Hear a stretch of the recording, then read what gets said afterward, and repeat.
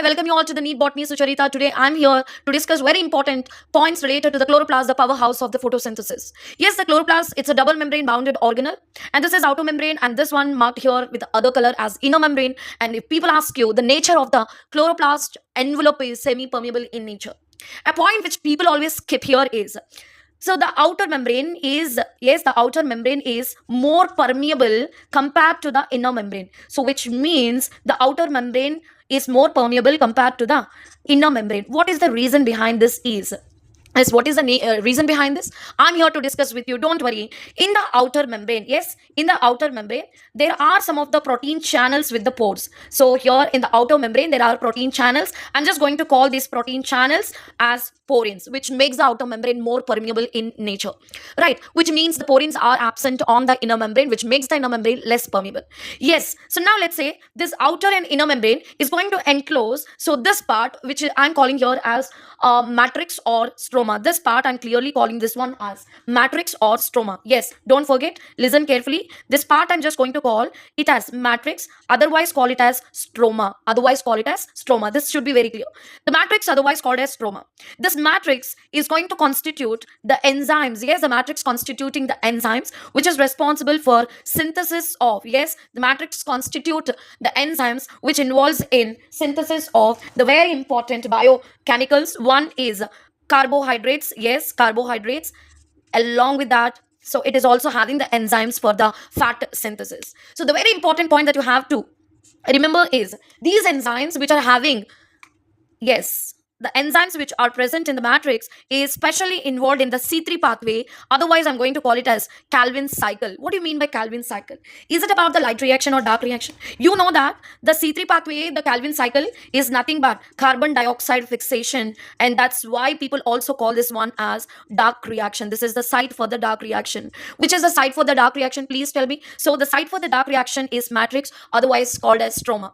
The matrix or stroma constituting what are the things? The matrix or stroma constituting the enzymes which are responsible for synthesis of carbohydrates, yes, synthesis of carbohydrates slash which is also responsible for the fat. So the very important point, the matrix is having the enzymes which are responsible specially for the synthesis of glucose through Calvin cycle. Otherwise, I'm going to call it as C3 pathway. The C3 pathway or Calvin cycle is all about the carbon dioxide fixation. Otherwise, call it as reduction. And please don't forget, I'm just going to mention here this very important point.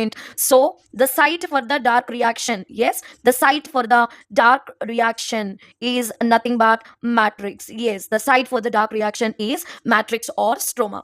So why it is the site? Because it is having the enzymes responsible for the dark reaction. And I also call the dark reaction as reduction. What we also call the dark reaction, which is carbon dioxide fixation. It's not about oxidation, it is all about reduction. So the very important myth, often you will get confused the difference between the light and the dark reaction. So please try to understand this matrix is not going to constitute the pigments. Yes, the matrix is not having the pigments. Pigments are absent in the matrix. If the pigments are absent in the matrix, it has no ability to trap the light energy. That's why the light reaction in the matrix is going to be absent. Yes, the light reaction is not going to take place in the matrix because the chlorophyll, carotene, chlorophyll A, B, all these photosynthetic pigments are going to be absent. So now it is not site for the light reaction, it is the site for what? Dark reaction. Site for the dark reaction is matrix because there are enzymes which involves in the reduction reaction, right? Suppose if people ask you, please tell me what are the structures present inside the matrix.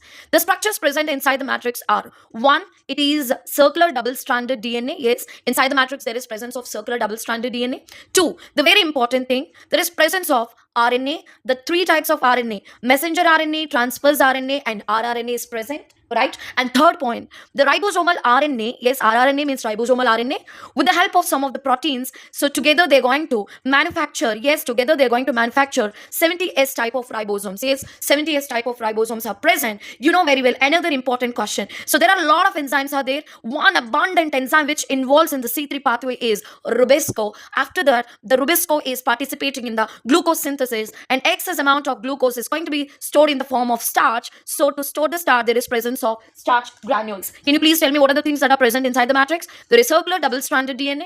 So this circular double-stranded DNA gives you RNA of three types. One is messenger RNA, transverse RNA, and rRNA. And this rRNA is going to associated with some of the proteins to give you 70S ribosome. It's not 80S ribosomes. I said that the matrix is constituting the enzymes participating in carbohydrate synthesis and fat synthesis. But the very important abundant enzyme present in the matrix is rubisco. This rubisco is going to involve in C3 pathway or Calvin cycle for the synthesis of glucose, and excess amount of glucose is going to be stored in the form of carbohydrate, and the carbohydrate is starch. So starch is going to be stored in the form of starch granule. Can you see here? I'll tell you the very important point, the last point. This messenger RNA, transverse RNA, rRNA is involved together for a process called translation for the synthesis of proteins. So it's majority of their own proteins are going to be synthesized by its own. That's why people will call this organelle as semi-autonomous organelle. So I'm repeating this point. It is able to manufacture its majority of the proteins by not depending upon the genetic material present within the nucleus. Its proteins are manufactured by its own, right? This information present related with this proteins are coded by this circular double-stranded DNA. That's why people are calling this chloroplast also as semi-autonomous organelle. Semi-autonomous organelle. So if you find this video helpful, don't forget to subscribe this channel for more information, because in the forthcoming concept, I'm going to deal with the membranous structure present in the matrix, which is nothing but thylakoid, grana, granum, and stroma lamella. They are the one which is involved in the light reaction. So thank you so much. With love, Sucharita.